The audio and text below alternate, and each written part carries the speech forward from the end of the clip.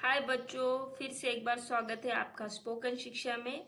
आज की ये छोटी सी वीडियो आपके लिए। इस वीडियो में हम हैविंग प्लस V3 स्ट्रक्चर का यूज कैसे करते हैं, किस सेंस में इसका यूज होता है, ये देखेंगे।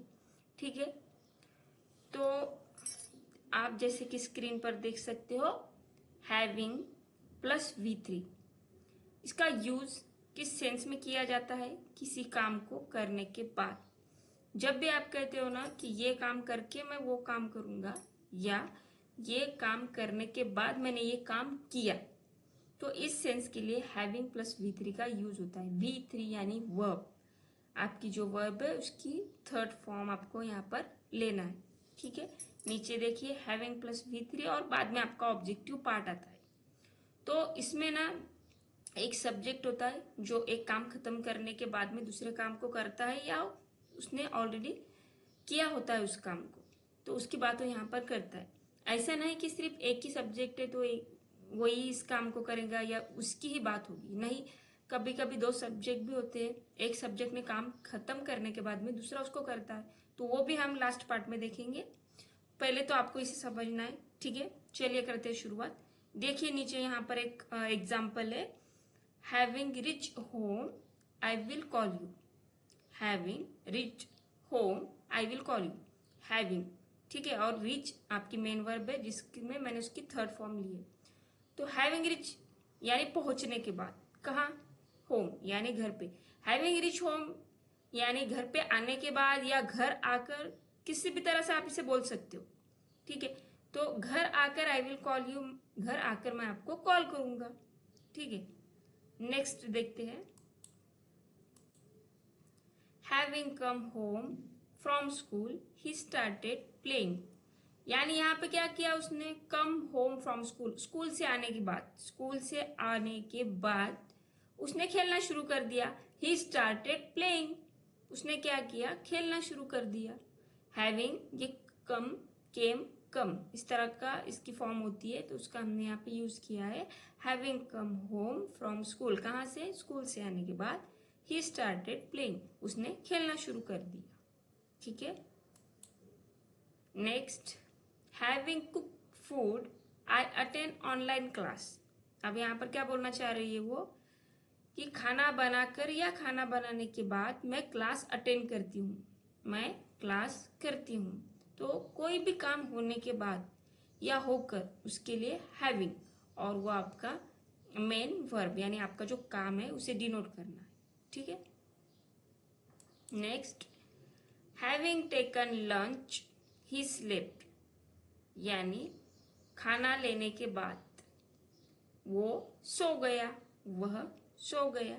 हैविंग टेकन, यहाँ पर टेकन की जगह आप हैड का भी यूज कर सकते हैं। ठीक है, क्योंकि हैड या हैव की थर्ड फॉर्म है। तो having had a lunch he slept, यानी वो खाना खाने के बाद या खाना खाकर सो गया। ठीक है, next, having finish my house hold chores I went for walk. Having finish, क्या खत्म करने? फिनिश यानी खत्म करना, क्या खत्म किया? Having finish my house hold, house hold chores यानी घर के जो काम होते हैं हमारे घर का काम काज, मतलब घर का काम निपटा कर, फिनिश करके, आई वेंट फॉर वॉक, मैं कहाँ चली गई? मैं वॉक के लिए चली गई। घर का काम खत्म करने के बाद मैं वॉक के लिए चली गई। ठीक है,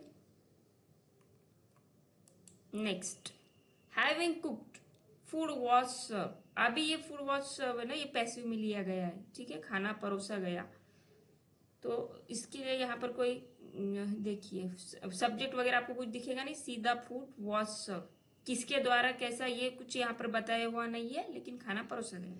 तो हैविंग कुक्ड यानी खाना पकने के बाद या खाना पकाकर वह परोसा गया, खाना परोसा गया, फूड वॉज सर्व। अब अपनी लास्ट स्लाइड देखिए। अब इसमें इसमें क्या है ना, मैंने आपको पहले भी क्या बोला कि एक ही सब्जेक्ट के बारे में हमने बात की, इसलिए वो सीधा सीधा सेंटेंस बन गया। लेकिन यहाँ पर एक सब्जेक्ट नहीं है, यहाँ पर देखिए ही और ऑल, ये दो सब्जेक्ट है। ठीक है, तो दोनों के बारे में बात हो रही है यहाँ, है ना। यहाँ पर दो से सब्जेक्ट है ना, ही और ऑल, दोनों के बारे में बात हो रही है। तो इस तरह के जब सेंटेंस होते हैं तो उसे कैसे फॉर्म करना है या कैसे बोलना है, ये इस स्लाइड में मैं आपको दिखाती हूँ। देखिए सेंटेंस क्या है, he having given order all people admire him. He यानी इसके बारे में, ही के बारे में बात हो रही है, और नेक्स्ट सेंटेंस में ऑल पीपल यानी यहाँ भी कोई तो है, कोई तो भी सब्जेक्ट यहाँ पर भी है और यहाँ पर भी है। तो इस तरह से हम इसे फॉर्म कैसे करेंगे, फिर इसको जिसमें दो सब्जेक्ट होते हैं उसे फॉर्म कैसे करते हैं, ठीक है, ये देखेंगे हम यहाँ पर। तो यहाँ पर चेंज ये है कि आपको पहले सब्जेक्ट लेना है। ऊपर देखिए स्ट्रक्चर में पहले हमने क्या किया कि हैविंग और V3 को पहले ले लिया।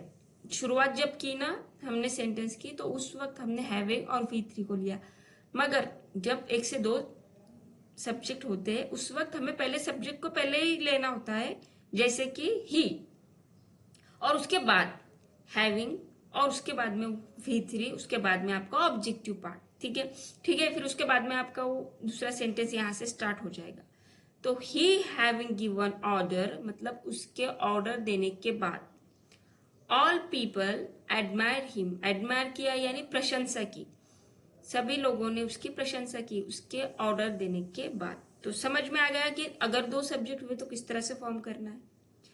सो आई होप कि अभी आपको स्ट्रक्चर अच्छे से समझ गया होगा, क्योंकि मैंने इसे बहुत कम समय में और अच्छे तरीके से समझाने की कोशिश की है। अगर मैं यहाँ पर बहुत सारे ढेर सारे एग्जाम्पल दूँ आपको तो ये वीडियो भी लेंदी हो जाएगी और आप भी कंफ्यूज हो जाओगी। तो इसलिए मैंने इसे कम समय में समझाने की कोशिश की। आई होप बच्चों आपको मेरा ये एफर्ट अच्छा लगा होगा, और थैंक्स कि आप स्पोकन शिक्षा को प्यार दे रहे हो, क्योंकि आपका एक लाइक, आपका एक शेयर मेरे लिए बहुत ज़रूरी है, ये मुझे इंस्पिरेशन देता है।